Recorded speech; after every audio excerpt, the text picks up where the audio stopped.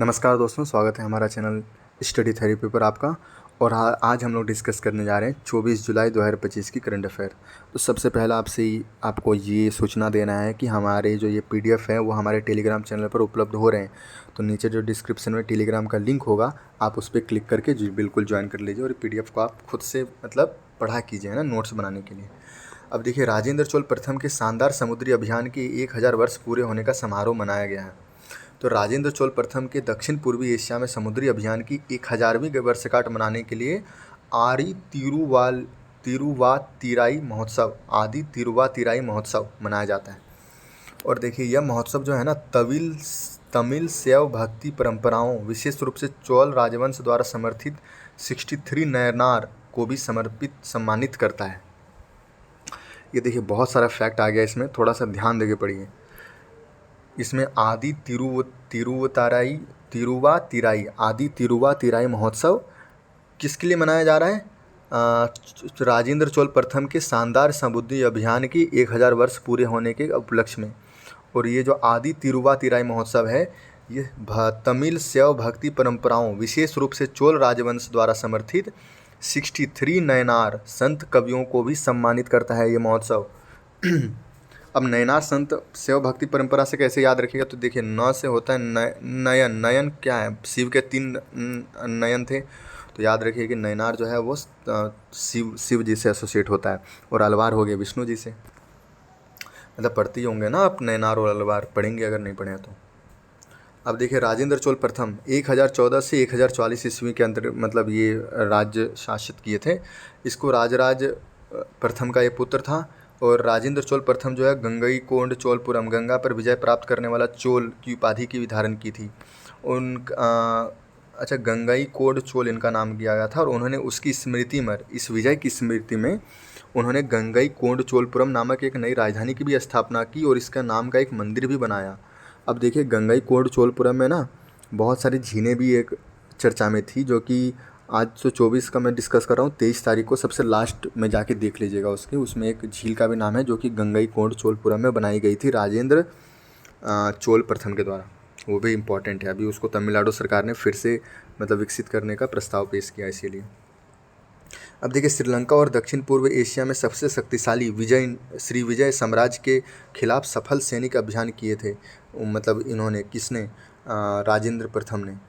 अब यहाँ पर देखिए, इसी विजय से प्रेरित होकर अंडमान और निकोबार द्वीप समूह की राजधानी का नाम श्री विजयपुरम रखा गया था। ठीक है।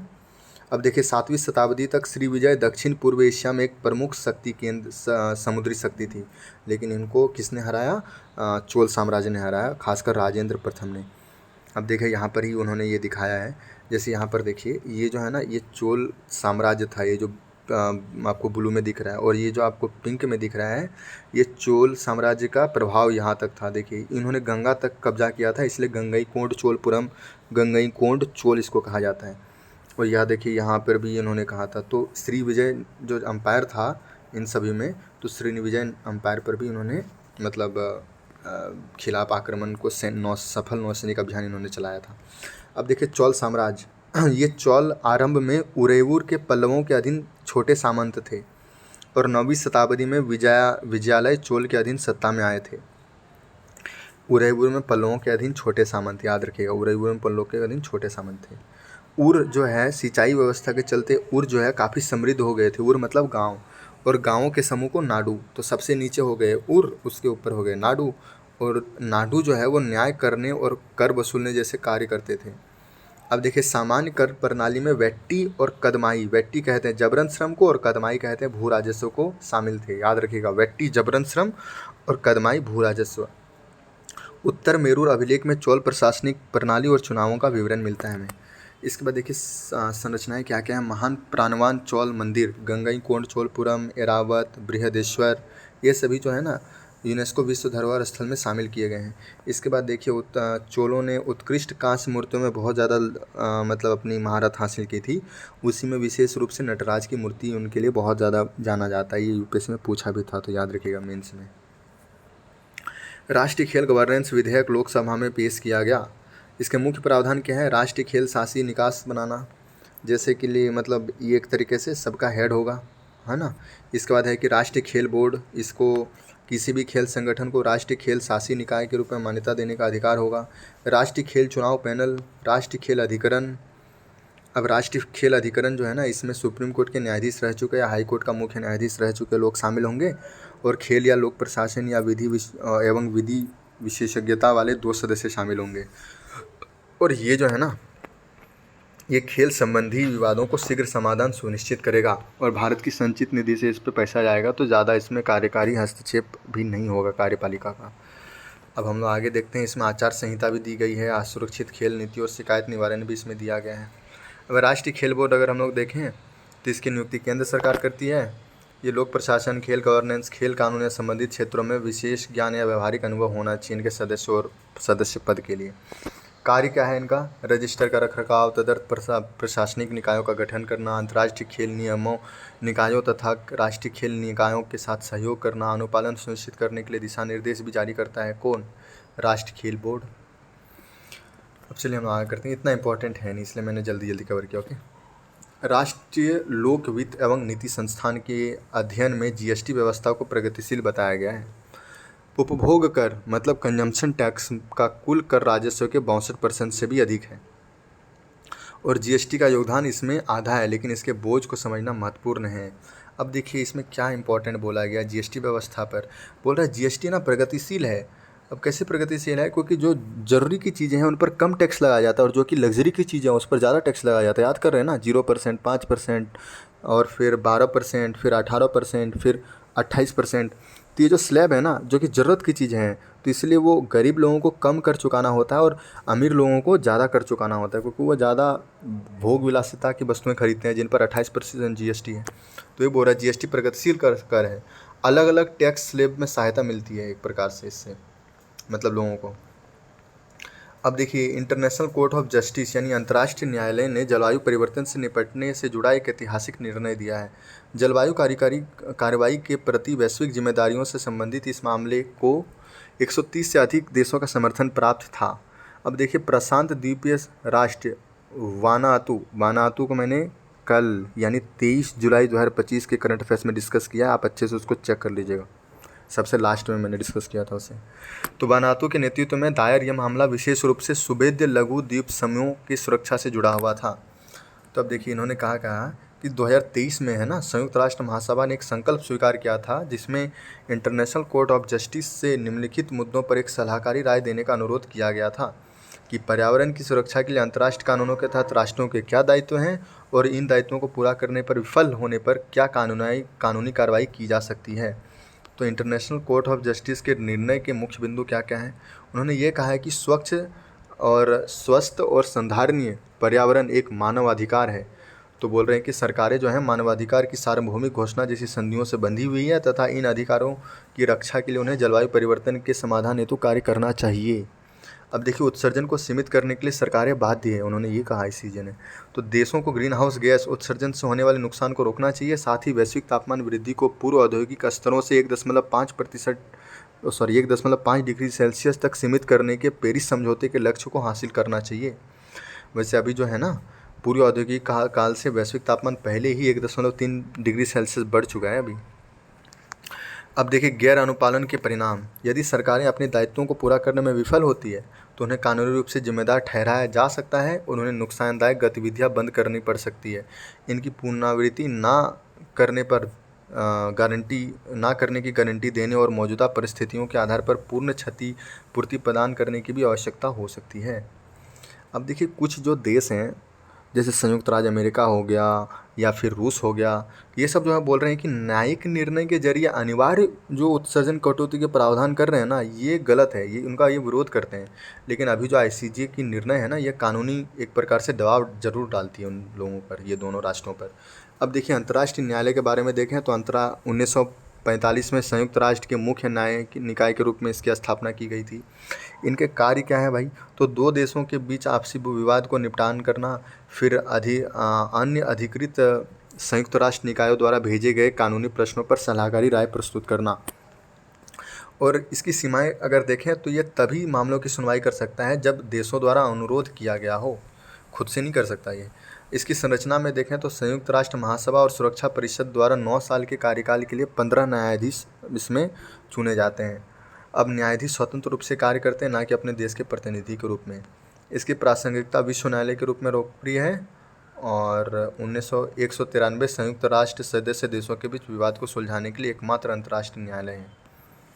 आगे बढ़ते हैं। भारत ने पेट्रोलियम में 20% इथेनॉल मिश्रण के लक्ष्य जो है वो 5 साल पहले ही हासिल कर लिया है। बहुत अच्छी बात।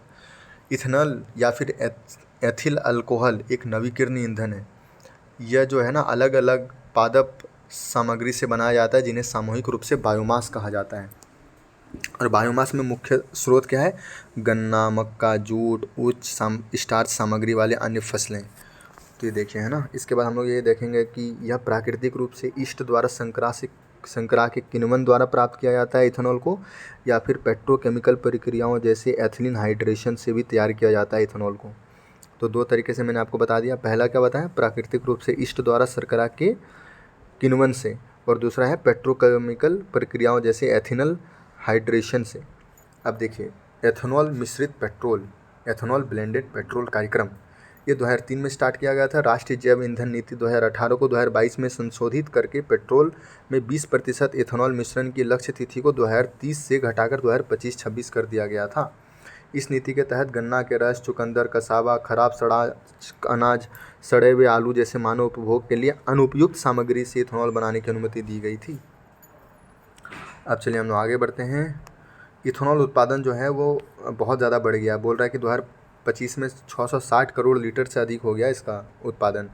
1.36 लाख करोड़ रुपए की विदेशी मुद्रा की हमारी बचत हुई है, और 700 लाख टन कार्बन डाइऑक्साइड उत्सर्जन में कमी आई है इसके चलते।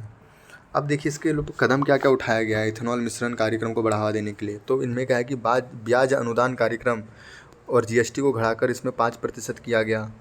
इसके बाद नवीन स्रोतों की अनुमति भी दी गई है इसमें। तो यही सब है ना। मक्के की अनुमति भी दी गई है, मक्के को उपयोग करने की अनुमति। अब देखिए वित्तीय स्थिरता सूचकांक, फाइनेंशियल कंडीशंस इंडेक्स।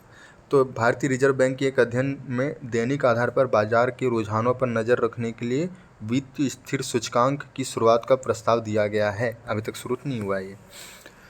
अब देखिए इसमें अगर देखें तो एफसीआई का उच्च सकारात्मक मान यह दर्शाता है कि बाजार की स्थिति अधिक नियंत्रित है। एफसीआई मतलब वित्तीय स्थिति सूचकांक, फाइनेंशियल कंडीशंस इंडेक्स। अगर ये सकारात्मक है तो ये बाजार अधिक नियंत्रित है। बस इतना याद रखना है।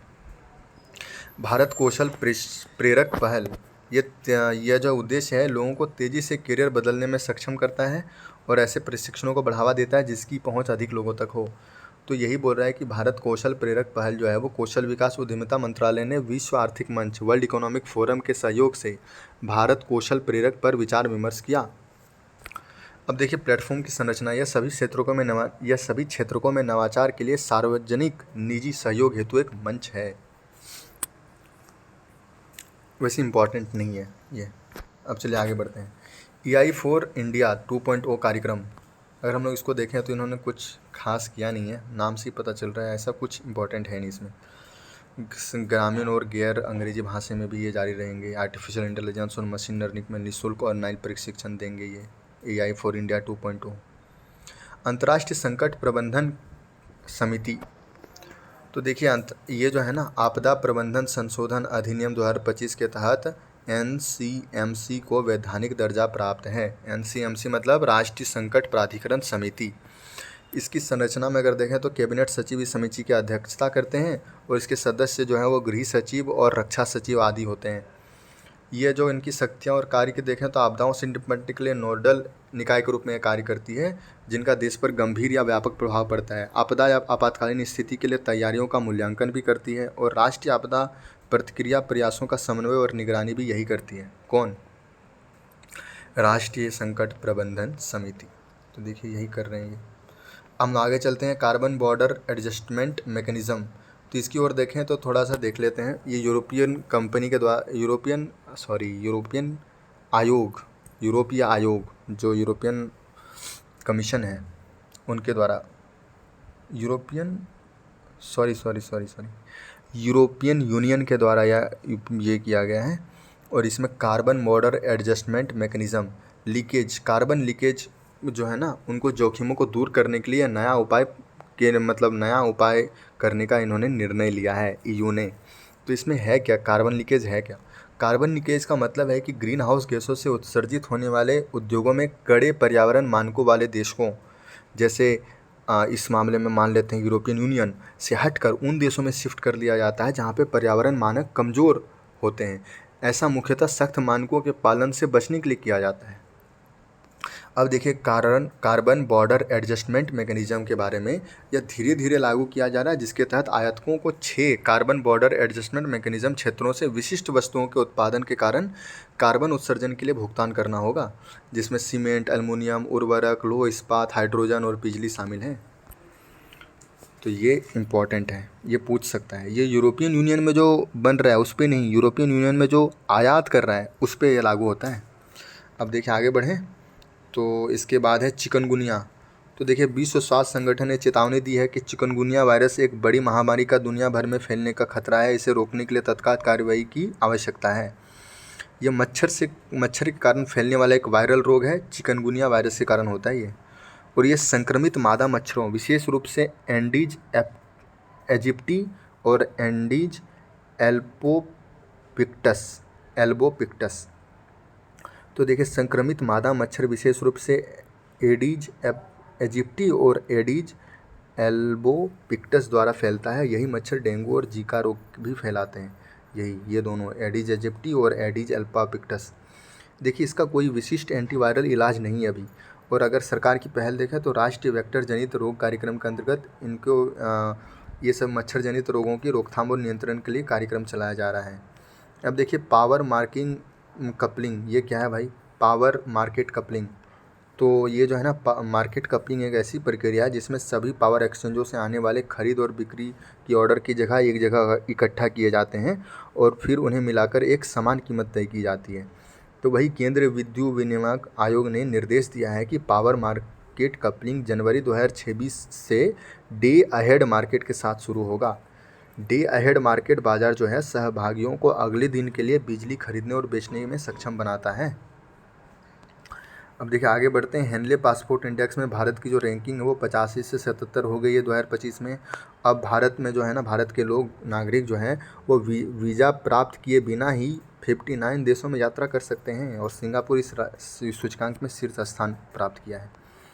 तो बस दोस्तों, आज का करंट अफेयर्स यहीं समाप्त होता है। आपसे मिलते हैं कल, तब तक अपना ध्यान रखिएगा। नमस्कार।